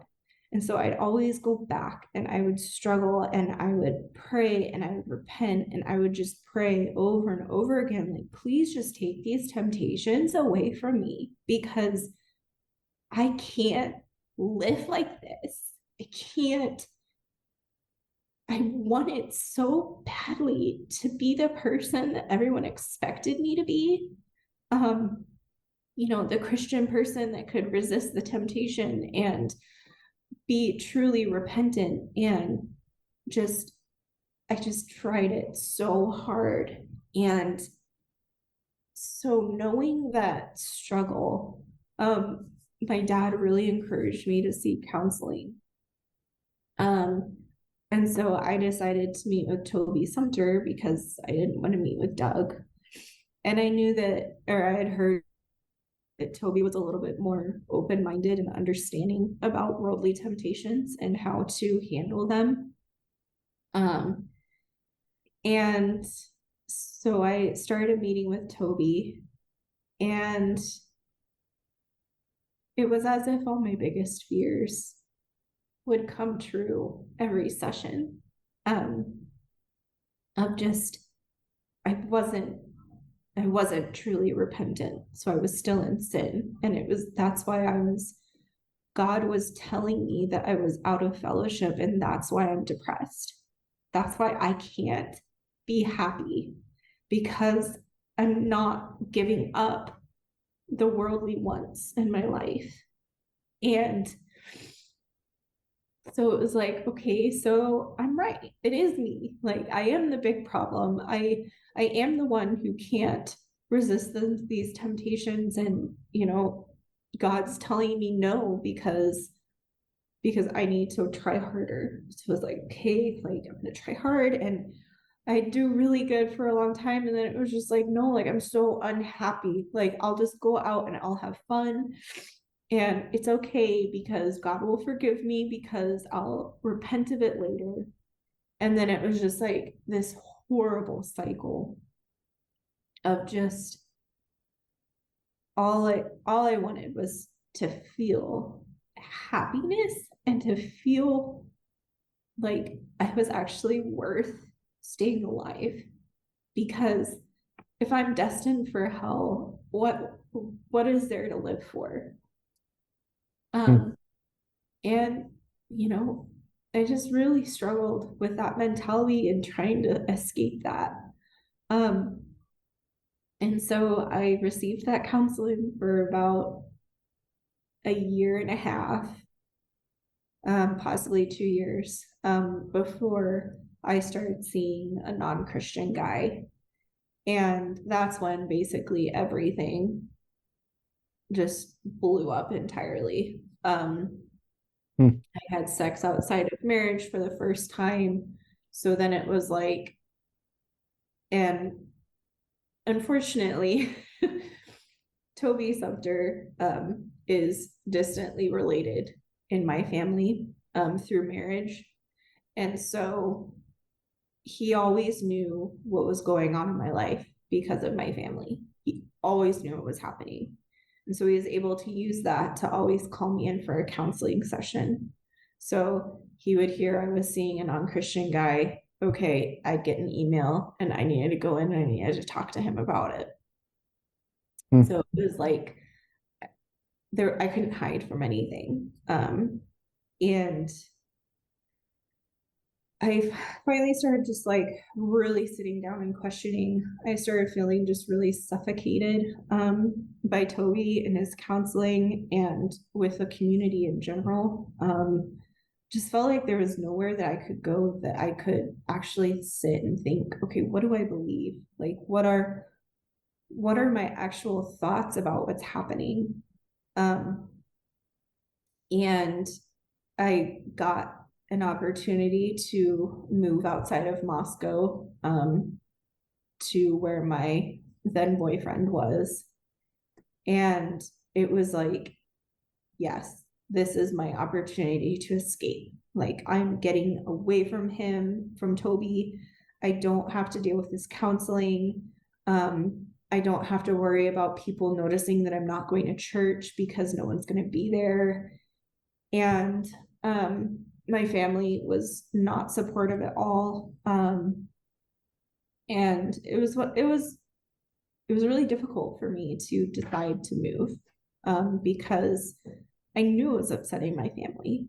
But I also just didn't know what else to do. Like I knew that if I stayed in Moscow doing what I was doing, I didn't think I was going to survive it. Um, I couldn't survive that suffocation and not being able to turn anywhere. And so right before I moved, Toby asked if he could have one last session with me to try to convince me to change my mind about moving. Um, so I did. And he started out by saying, I've talked with your parents and it sounds like you are like renouncing your Christianity, you don't believe it anymore, and you're moving, even though you know that your parents don't want you to. I was like, yes. He's like, I am making this decision for myself. He's like, I need to ask questions. I need to be able to discover things. And was like, I can't do that here. I need to leave and I need to have a break. And he told me that I had the moral standing of a rapist, that I was so selfish, and that all I cared about was taking what I wanted, and it didn't matter what anyone else thought around me. And I left. And that was my last counseling session with him. Um, That's unbelievable. So, I'm and so sorry. after that, he got a hold of my then boyfriend's number and told him that it was his duty as the man in the relationship to break up with me because I was not in the right mind to make the right decision for myself. And because I was an unmarried woman, I was not allowed to make a decision such as moving away for myself, and that he needed to break up with me and tell me that I couldn't move. Hmm. Um, So they and basically just I gutted didn't, your autonomy. They gutted your autonomy. yeah. Um, Hmm. it was, it really, and he's the person that I just,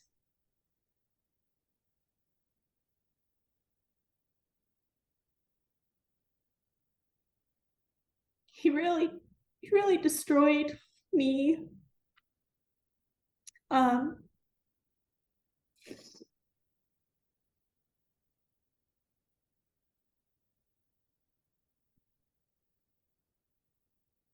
he's somebody I trusted for years. I'd known him pretty much most of my life. Like he babysat me and my sister at one point. Um, he was a part of my family. And he gave me reasons to make me feel like I didn't deserve to live. And he is not only still a pastor leading and teaching people these beliefs, but he's also still counseling other people. And I'm terrified for them because thankfully I had people who stood up for me and protected me when I needed it and got me out of that abusive situation. Um, but who someone else may not have that. And he's going to be the reason that something happens to them. And it just scares me. Um, and that's why I've been very open about my experiences and my time throughout that whole community, because I don't want other people to go through what I did. I don't want other people to feel the way I did. And it's, I'm obviously still really struggling with a lot of those mentalities and teachings that I was given my whole life. It takes a lot of time to dissect and actually see what's happening, because of Hmm. how sneaky and manipulative, they know how to play the game. And they play it well. Do you think most people uh, inside and outside of Moscow who are looking at that think they have any idea just how toxic the messaging is, especially in the one-on-one counseling? um I think that people are starting to ask questions, and that's the greatest start to any of it. I think that it is people like you, who give the platforms, for people to be open and honest. It's unfortunate that, the backlash that people can get from that community, it's extremely sad, with how much that community would love to say that they are open and, accepting, and they love to play the victim card and say, oh, woe is us, we're the ones that are under constant attack. And they love to play that card, but at the end of the day, I mean, they don't know they don't know how to look at themselves and actually make a change. So a lot of people within that community just are allowing things to happen because they're so trusting of their leadership, that their leadership is making the right choice. So it's not even that they're not asking the questions, it's that they're taught that they don't need to answer or ask the questions almost, because of how, these people are in the deacons and the elders and the pastors, they're all in that place of power for a reason, because they have proven to be a Christian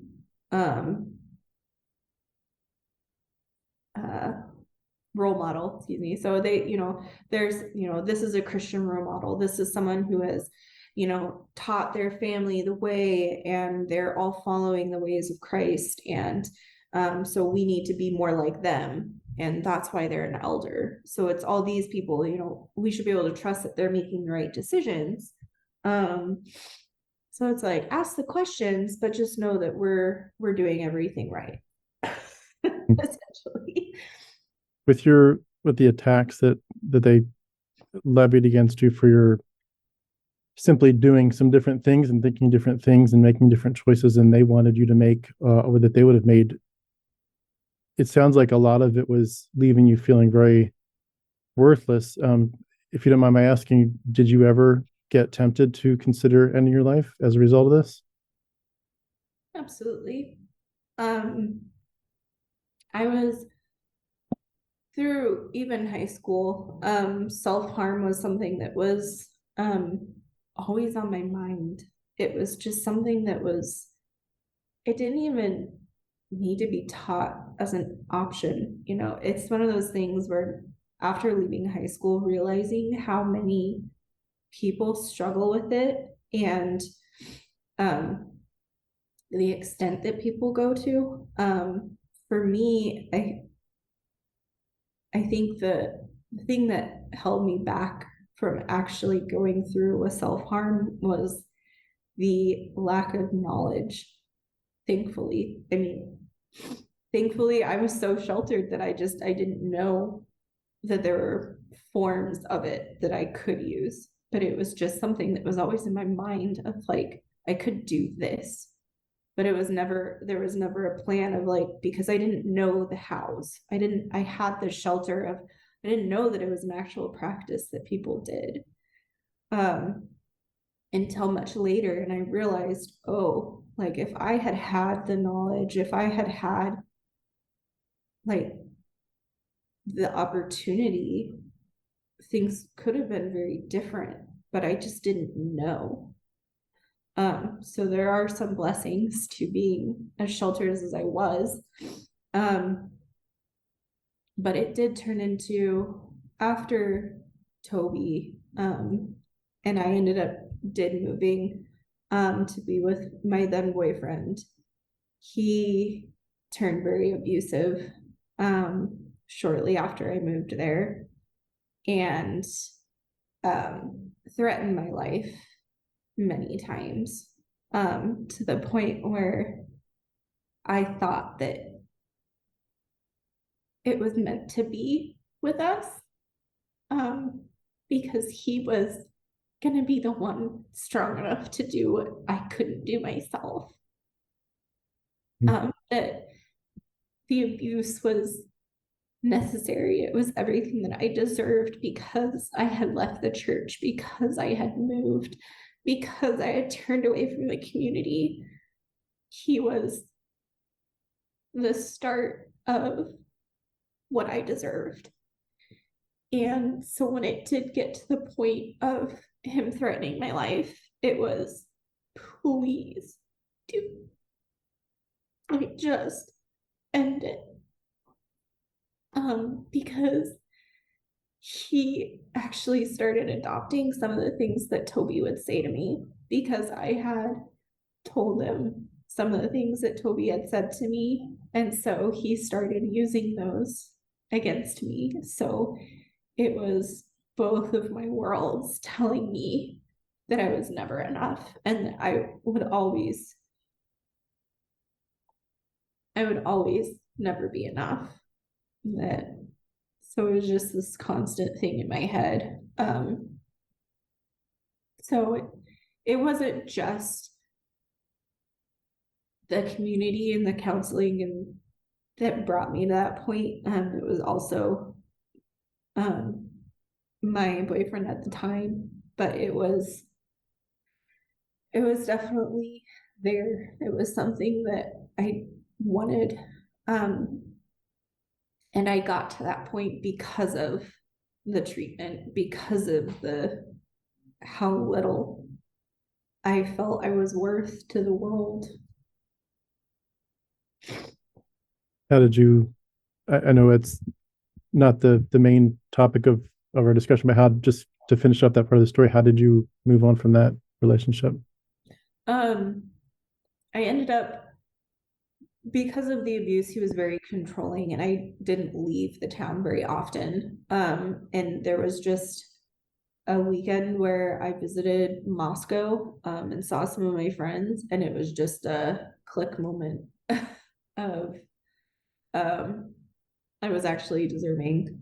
So I thankfully escaped from that relationship soon after. So it was after getting out of that relationship, I moved back to Moscow, and through the worst timing ever, the week that I escaped and moved to Moscow, I actually met my now husband.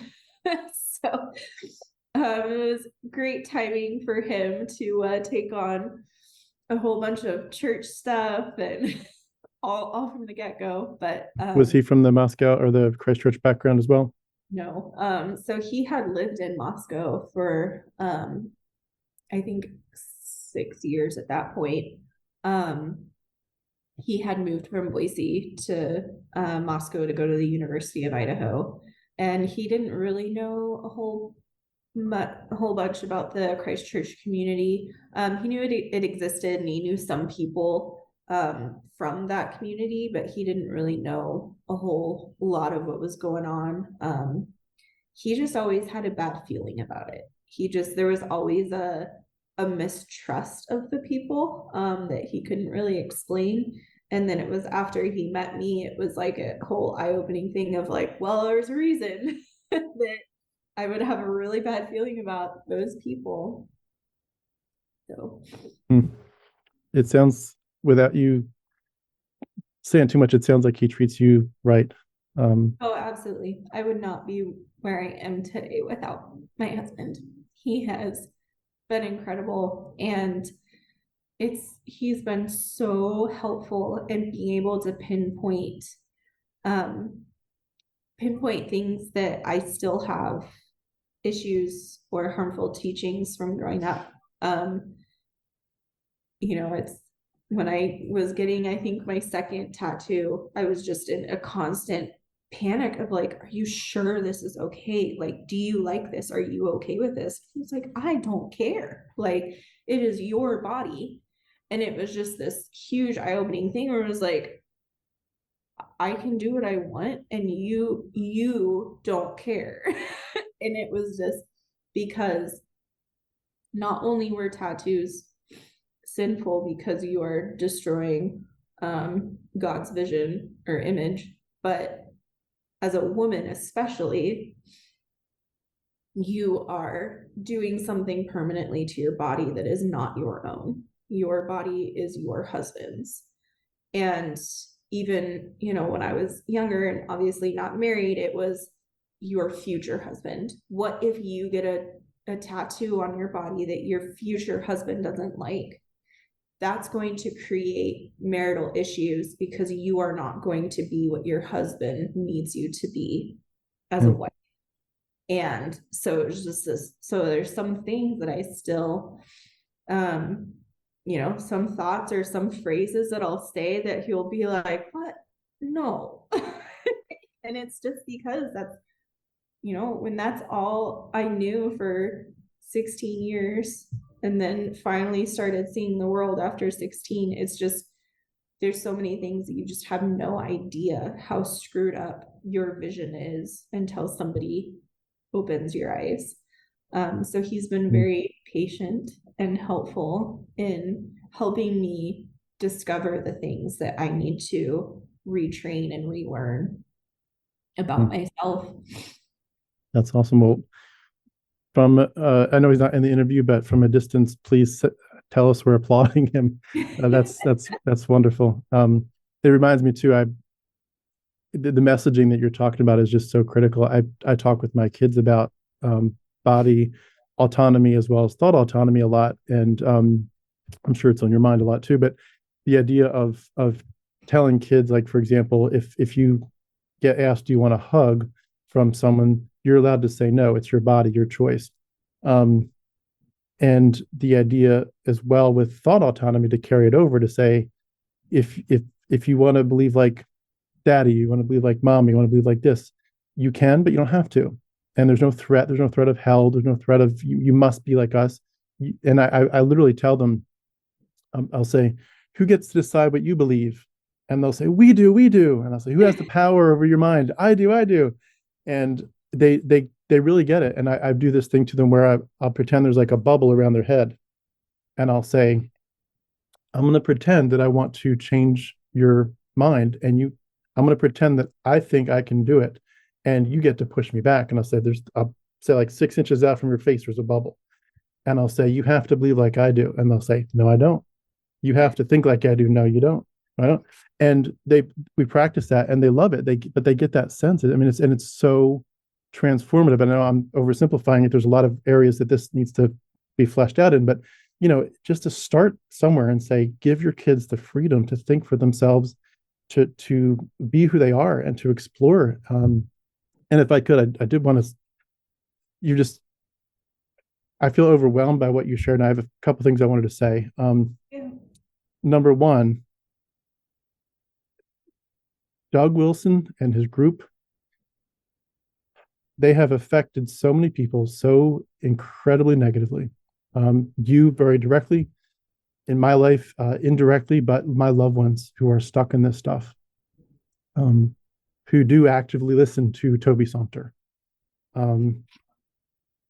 It blows my mind that these names are in videos that I see on tablets in my home, people watching them, and it grieves me to no end. I hope people see the damage they're doing. This stuff is absolute craziness. It's insanity, and the toxicity just knows no end. I also just wanted to say, if I could, I mean, thank you for being so vulnerable, of course, first of all. The fact that you're willing to share not just the story, but the pain. And you're giving voice. You're bringing tears to a lot of us because we're crying them too. It's one thing I want to add on to what you said about wishing that people knew. One thing that in my journey has hurt me the most, and I think what most people are possibly struggling with for those that are still in these communities is their response to my story is, I see you, I believe you, I love you, but our church is different. Our leadership is different. If this happened with us, it wouldn't happen because XYZ. And my response is, no. It's that's great that you can have such like a strong belief that you guys are going to be different, but you're not. There are people in your community that are struggling. There are people in your community that are heavily influenced by these leaders, by these teachings. And just because they are not directly affecting your church in physically, the teachings are so ingrained in it that when it comes down to it and when push comes to shove, they're going to choose them over and over and over again. And it's unfortunate that, like I said, it's great that you can think that you guys are different and you want to do different things. And that's a great start. But separate yourselves from the CREC, like the collegiate reformed community. I mean, even though Doug doesn't run it entirely on his own, he still has power and influence within everyone that's a part of it. And that does directly affect you. And that's, as much as I'd like to say that asking the question is what's going to change things, it's standing up for you guys, like standing up for yourself and standing up for physical change that's actually going to happen, because so many people do hear our stories and do accept them, but they just think that it's a one-off, or that, because I was in sin, it's the reason why so many things happened to me. So that's why it happened to me, was because I was in sin. So that's not going to happen to me, or, in my family. So there's just, that's where it's, yes, I do want people to hear and to start questioning and listen, but also to find the strength to require change, because, getting ahead of things is going to be the only way to change. Knowing what your leadership is going to do if a teenager is sexually assaulted in your community, know what's going to happen before, because that person in the future deserves your guys' care and attention to do the right thing and to help them from the start, than to use that person as a guinea pig and possibly destroy them for most of their life. You think that these situations aren't going to happen to your community, but they will. And you need to know how you're going to handle it beforehand. And I think that's where a lot of these communities unfortunately mess up, is they don't think of sexual assault as something that they need to deal with until it happens. And then once it happens, they handle it wrong and hurt people. Good, so good that was reminders. a little bit of a tangent. I'm sorry. No, that's good. It's good reminders. I did want to ask you a few final questions before we wrap up. I did want to say one more thing too, in response to when you were really kind of in the thickest part of your story. You talked about feelings of worthlessness and suicide and other very difficult aspects of this. And I know that we as the community have only kind of gotten to know you here for the last 2 hours or whatever it's been. But I think I'm probably speaking for a lot of people watching when I say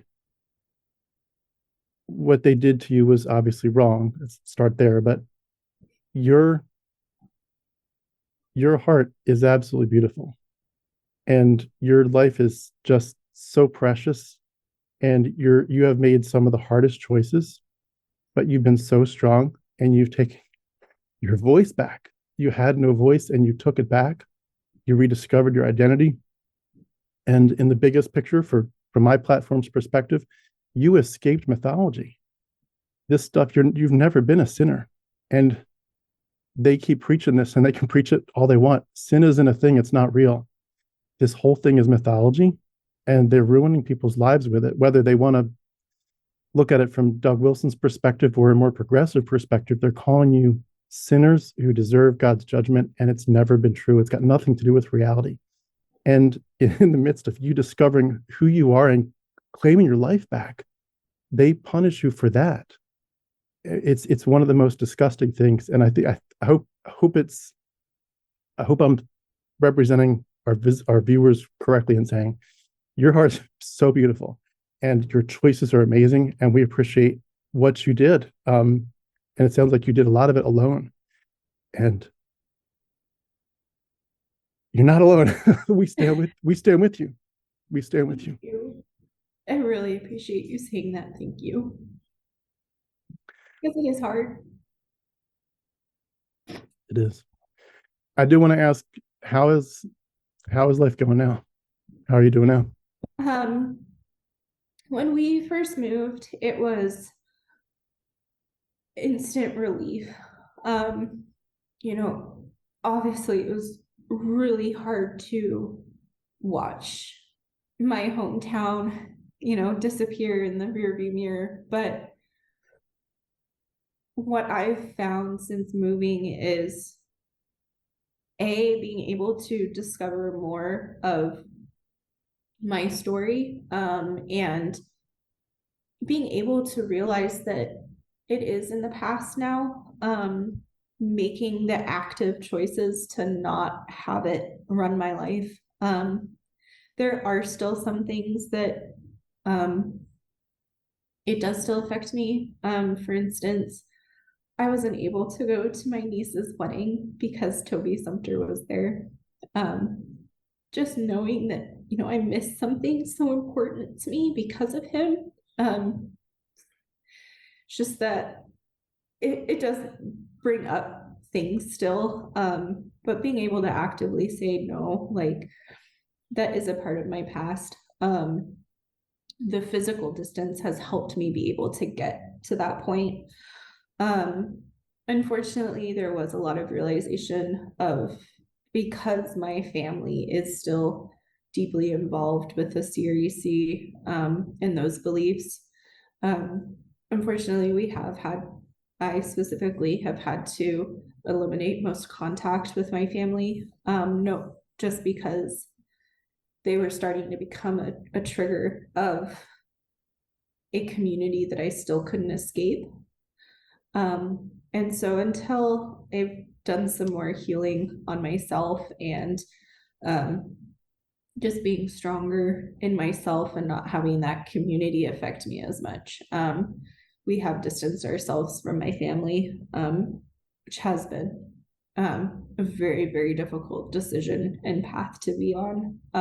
But I also know that at the end of the day, I'd much rather heal and deal with myself and fix those problems to be able to have an actual real relationship in the future with them, than trying to not be myself and hide who I am just to make them happy at the moment. So I feel very happy and at peace with where we are in our lives. My husband and I are happy just working on ourselves and improving our lives as much as we can. And one thing that we just really try to do is just be nice people. I mean, just be a good person. That's what we try to just radiate to people around us. And that's our belief. That's our theology. It's just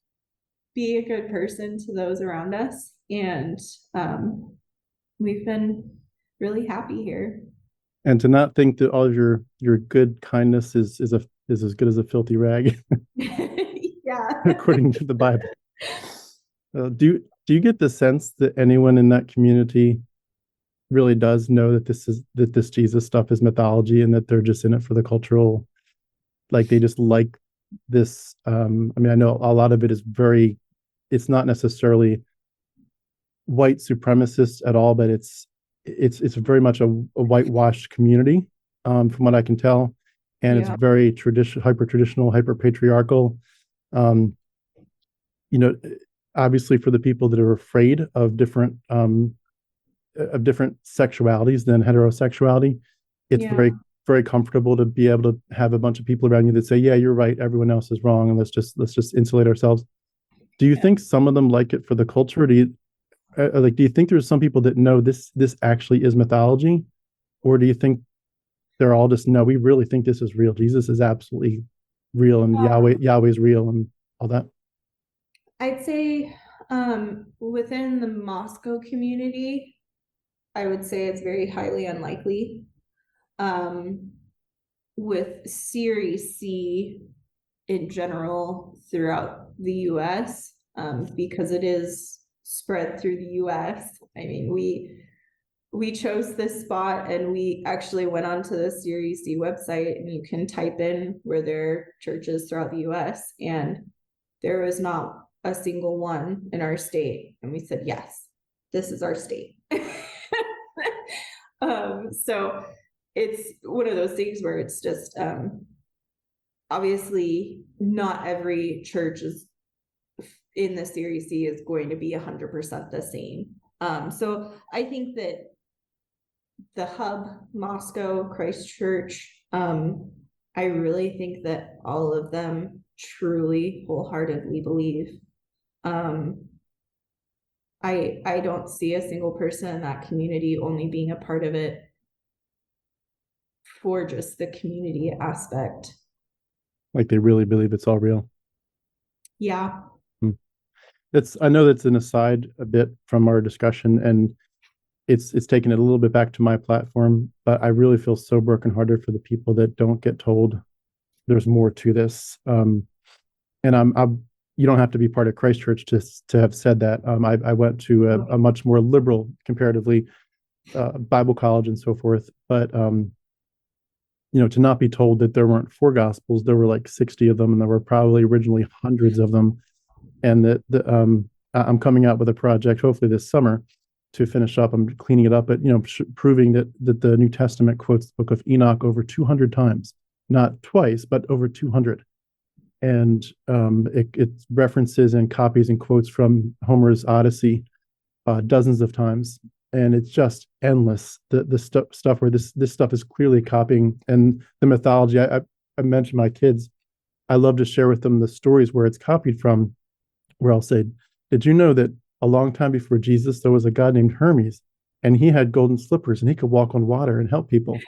And did you know there's even a story where Hermes is up on a mountain, and he's looking down, and I think he's talking to Zeus, his father. But here's this son of a god, and he's looking down, and he has to walk on the water to go help people. And Jesus is up on a mountain, and he sees the disciples, and he walks in the water. I'll say, do you realize Helios, the sun god, he wears a purple robe, and he has the sun rays like a crown around his head, purple robe and a crown around his head. Where do you think they got this from? And I'll say, there was a god who used to turn water into wine, Dionysius. Where do you think they got these from? And it goes, and Zeus would cry tears that were like drops of blood. Like, where do you think they got this stuff from? And my kids know it. And I'm about to I'm working on some projects that are going to, like, I mentioned 4, and there's like hundreds more. But, for people to have the lack of knowledge to say, you just never told us where this stuff came from. And I think, honestly, most people, if you told them the book of Enoch is quoted 200 times in the canonical New Testament, they'd be like, garbage. That's not true. I'm like, I can prove it. And there's other Christians. It's funny. There's other Christians that say it too. But there's even Christians that will say it's so true and so accurate that maybe we actually were wrong as a church to originally take Enoch out. And there are Christians that are like, this is stupid. Of course, Enoch is part of the canon. How can it be quoted 200 times and not be part of it? But all that to say, it feels like groups like Christchurch, more than others, like the one I grew up in, would just keep all this important information from you, or distort it in a way that it's their party line. But to say, look, this is mythology. It's not just vaguely based on it. It's copying it, often word for word, copying from mythology.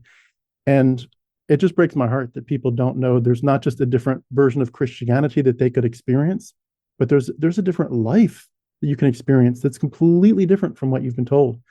And that's a big part of my heart, is to get the word out. There's so much you have not been told. And I hope people take that and say, yeah, I'm going to bite. I'm going to figure out what I wasn't told, because I deserve to know. Absolutely. That's really cool. Yeah. Was there, in terms of wrapping up, I did want to maybe just ask this. I know that the term boundaries is crucial for abusers. How do you keep your boundaries and yet forgive and move on with grace? as a non-believer? I do, with how I grew up, I think there are still a lot of things that are ingrained in me. What I was taught. Obviously, I am the person I am today because of how I was brought up. And, forgiveness is, I have not forgiven Toby. Let's just put it, everyone, and that's one thing that I think is a very toxic teaching in that community, is how much they press on requiring forgiveness to be able to have true healing.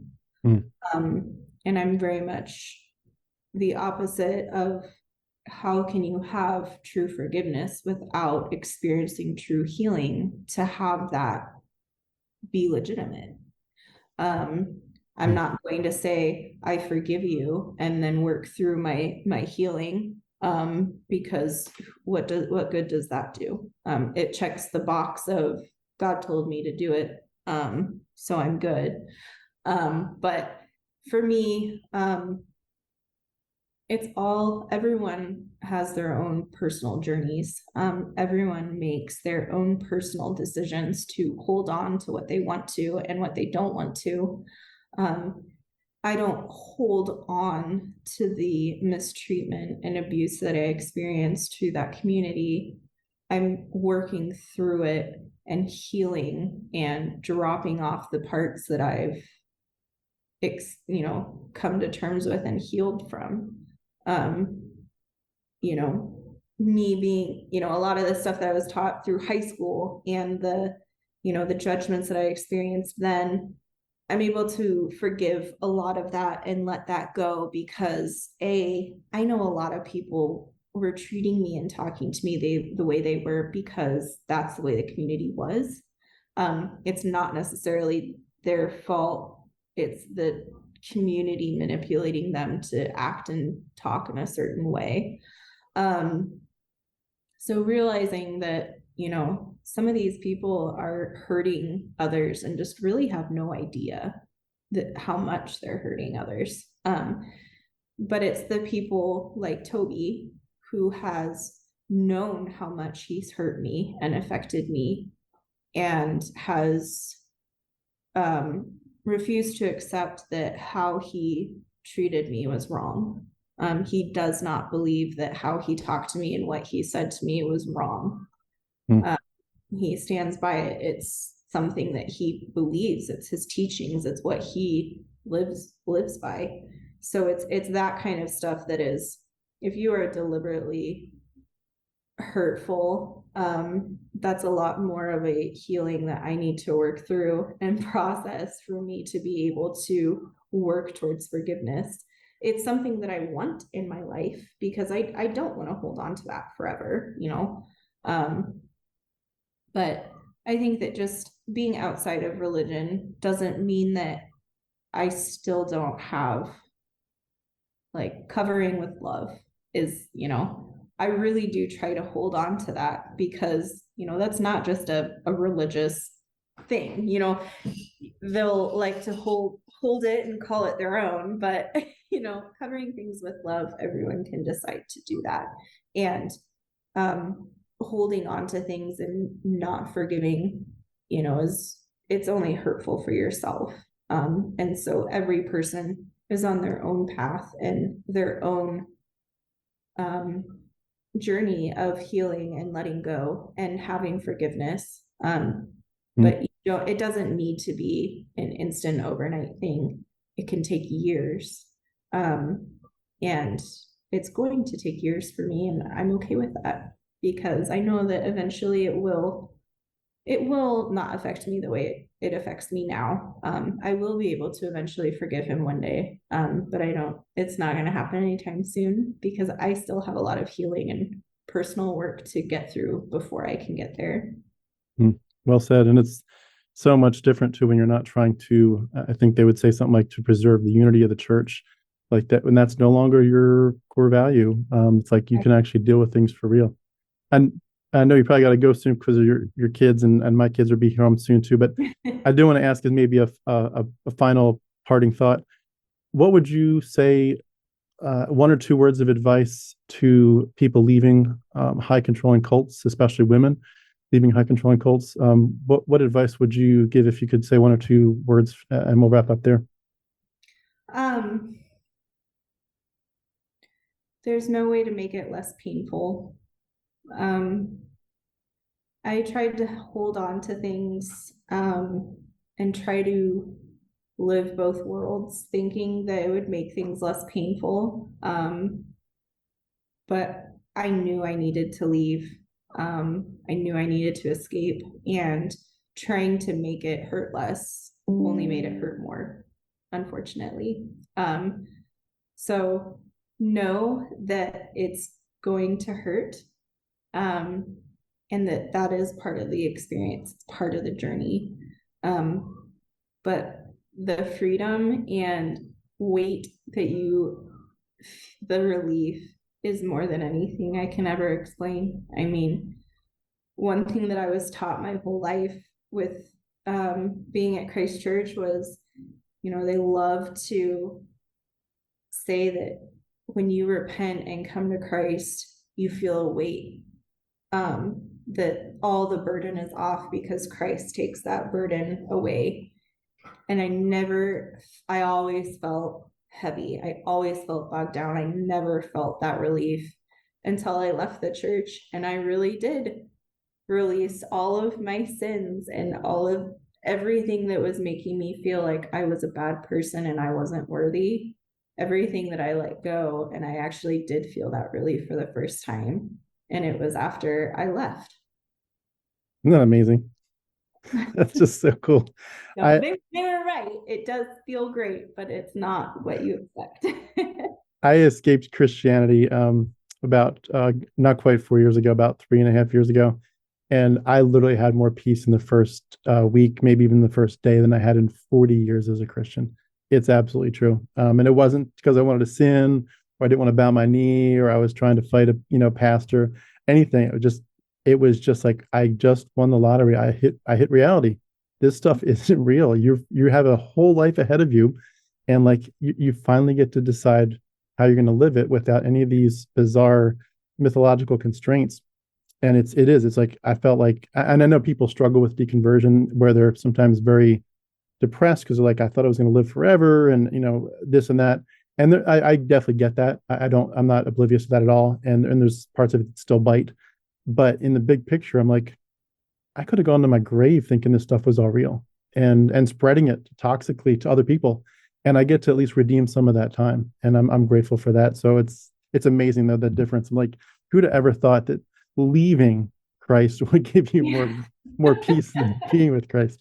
But I hear it so much from so many people. So yeah. Well, was there any other final thoughts you had for us before we wrap up? No, I think that's everything. Thank you so much for allowing me to speak. Really appreciate it. Well, thank you too. It's been great to hear your story. And if you ever have anything on your heart that you want to share through this platform again, you're always welcome. And thank you for your bravery and your vulnerability and just the journey you shared with us. So I'll wrap up by saying, everyone, we've been speaking with Bekka Poznick. Bekka, thank you so much. It's been awesome to get to know you. And we look forward to hearing your voice more in the community. All right. Thank you. Thanks, Bekka.